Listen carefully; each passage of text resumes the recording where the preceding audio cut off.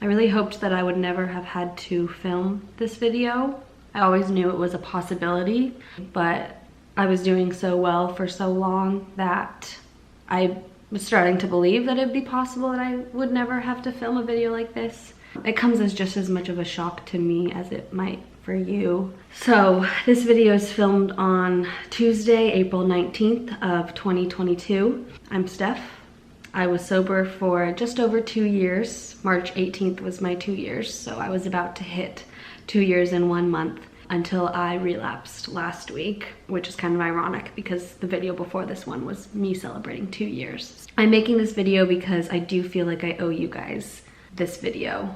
You know, in sobriety, we always say you don't owe anyone an explanation for why you're drinking, why you're not drinking. It's very individual. It's a very individual journey, so you can choose to tell people, you don't have to tell people. And I think in our meeting on Sunday, when I came clean about this, a lot of people were saying that, you know, I don't owe anyone an explanation, and I don't, but I do feel like I have a certain responsibility on this platform and on Instagram to share this, just because I recognize that I am an inspiration to a lot of people on their own sobriety journeys. And I don't want to feel like I'm lying to you guys by only showing you the good parts of sobriety, because there are some definite hard parts. If I can't show you my lows, then you're not going to believe my highs, which is a direct quote from the GOAT, Lizzo.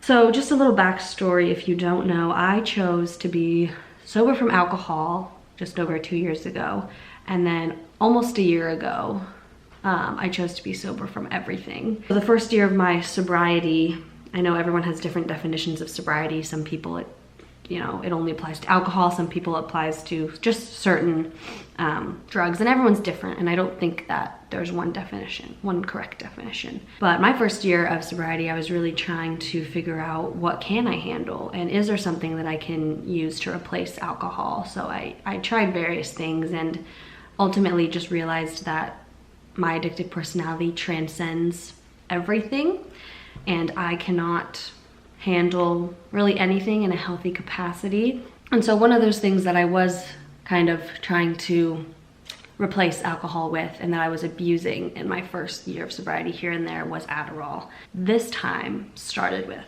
Adderall and eventually led to drinking, which I'll get into. But I'll just tell you exactly what happened, and then I'll tell you what I think led up to it. So last week I took Adderall all week to try and focus on work, and then I went to Palm Springs to visit my family in the middle of the week, so I was just continuing to take Adderall throughout the week without anyone knowing. It was very secretive, which is a sign. If you're ever trying to hide something, it's probably not good for you.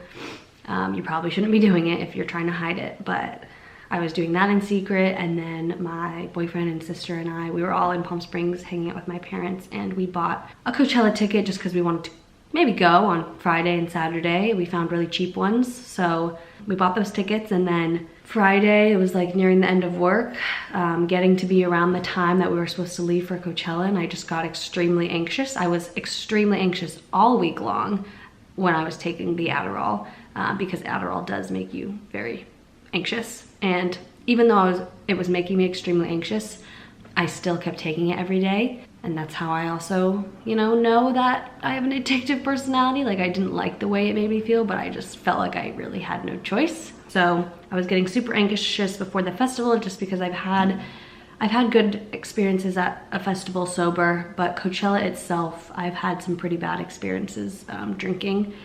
And so I think maybe that was a trigger. I don't really know, but I opened up the fridge and found my mom's bottle of wine from like the night before, and it just triggered the memories in me of when, and at this point everyone was out of the house. My parents were either like golfing or at the pool or whatever, so I was the only one at the house for this time, besides my dog, and he was watching me.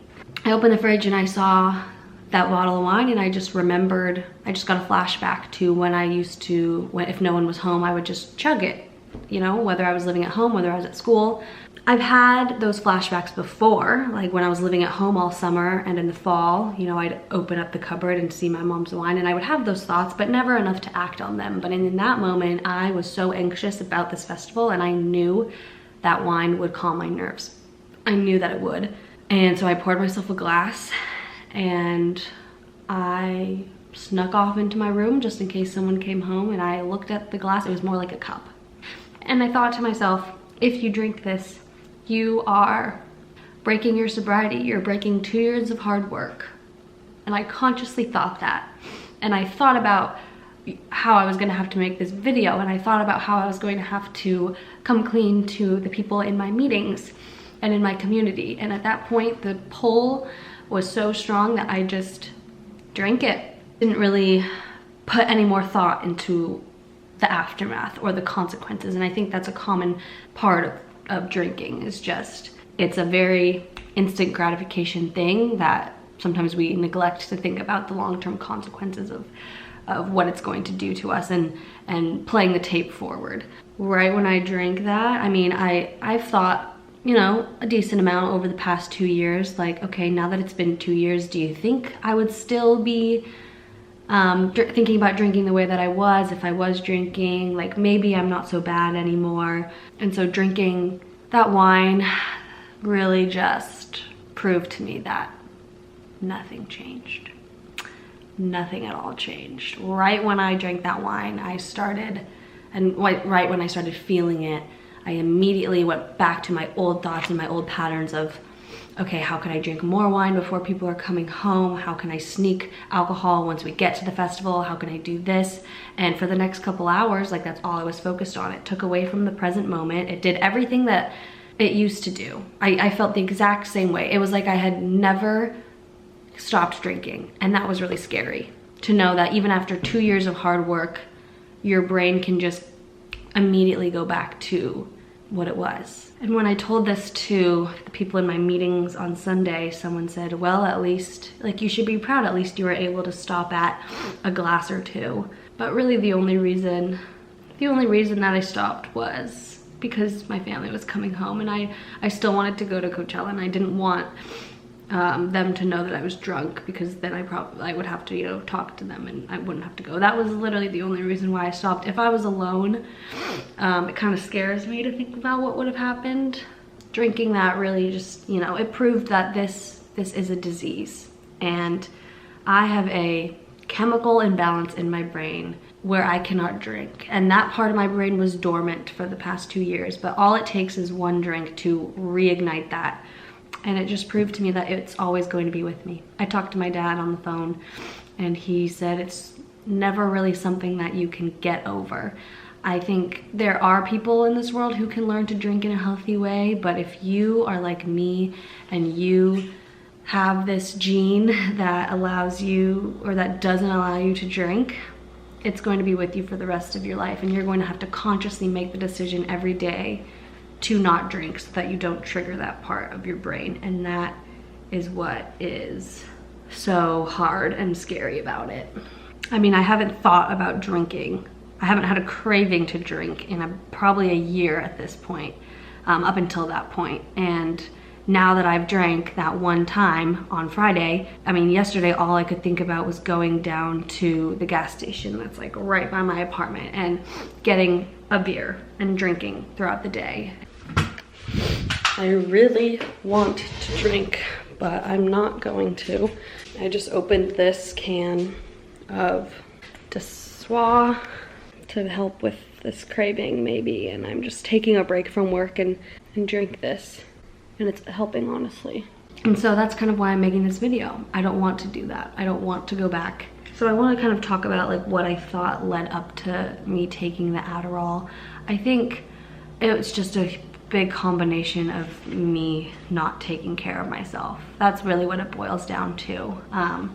I have a lot on my plate, so that's kind of how it's been for the past few years, honestly.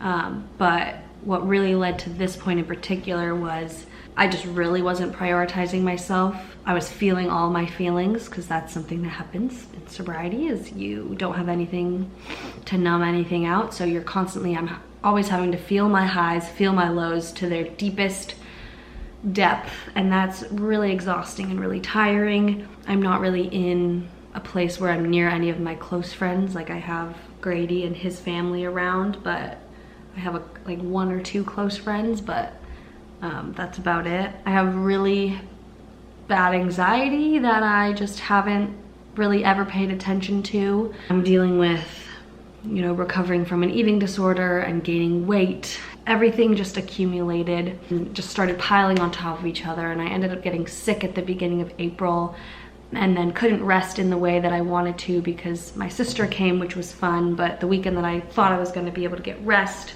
I literally didn't rest at all. And that was the day where I was like, I don't know how I'm going to get through this week. I'm so tired, I'm so burnt out, I'm so exhausted, and I have a whole week of work ahead of me. Or that's kind of what triggered me to take the Adderall. You know, I knew that Jessie was here and I knew she had it on her, but that Monday was the day where I was like, I can't get through this week without it. And ultimately, I don't think I would have ever had those thoughts, and I don't think it would have succumbed to that if I had taken care of myself and if I had prioritized myself. Also, obviously, if Jessie wasn't there with the Adderall, you know, I mean, I took it in secret. She didn't know that I took it, but if I didn't have access to it, I wouldn't have succumbed to that or thought about it as much. So it was just a good reminder to not keep anything in the house, just in case. And so I'm making this video to keep myself accountable so that I don't drink, but also to keep myself accountable that I'm going to take care of myself from now on. I'm going to prioritize rest, you know, continue nurturing this community I built, but not put so much pressure on myself to be perfect. I think that's also why this slip up, this relapse is hitting me so hard, is because I keep thinking about all the time that I accumulated. I spent over 2 years not having a sip of alcohol, and now I just visualize drinking on Friday as like this big black dot on the calendar, and it's like all my progress is ruined. And that's just the perfectionist of me, in me talking, and I don't want to feel that way, because just because I drank does not discount the 2 years of progress that I made. And I want to show you this graph.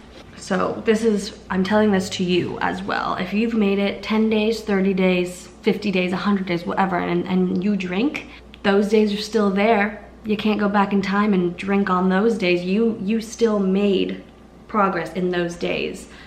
Essentially, this is the beginning of my journey. This, I'd say, is about the first year. Many ups and downs, peaks and valleys, until finally, after about the first year, I really got in my groove and started making progress, started being happy again, started seeing the benefits of sobriety that everyone was talking about, whereas here was kind of, I was seeing the benefits, but they felt like they were out of reach because I was still struggling with the mindset of, I'm missing out on alcohol. I'm missing out on all this fun thing that all my friends are doing. And once I finally fixed that mindset is when I made the most progress. So now, Grady said, okay, how do you feel right now? And this is how I feel. I feel like I am down, back to square one.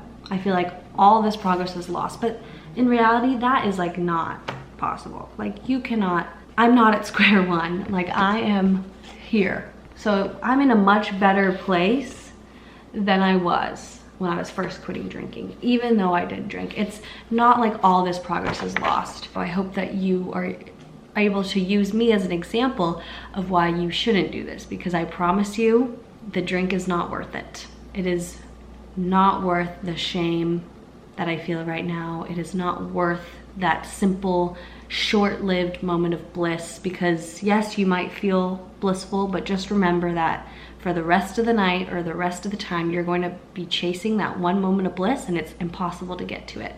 On to kind of what I've learned. First thing I've learned is it's not worth it. Another thing I've learned is that you need to keep doing the work, even when it seems like your sobriety is getting easy. Even when it feels easy, that's probably when you need to do the most work. And I've seen this time and time again in my meetings. People think that they have it handled now, and they either go back to drinking or they stop coming to meetings, and then they end up drinking. They end up drinking when they don't want to.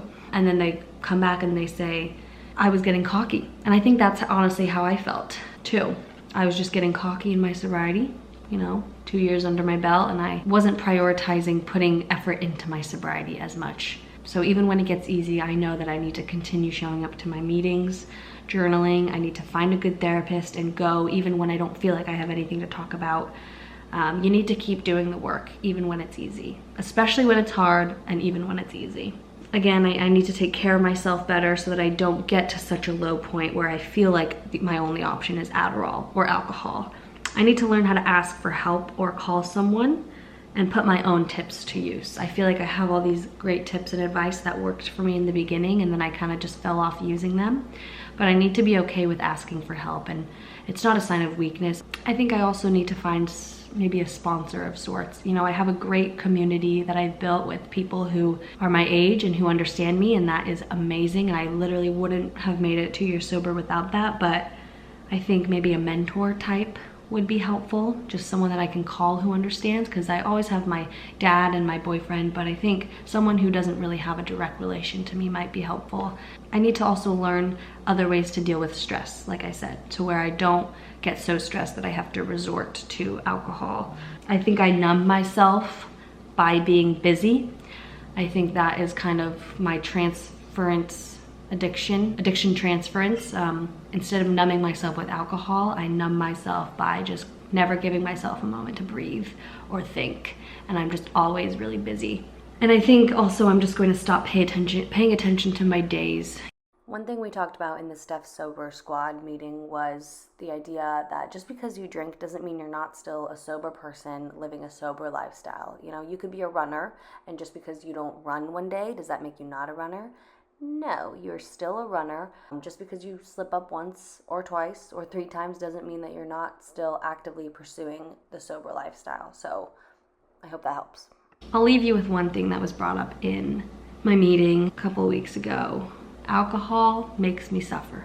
Nothing proved that more than when I drank and I was immediately taken back to how I used to feel. I was immediately in that mindset, and I got flashbacks of how much I did suffer because of alcohol, and I don't deserve to suffer.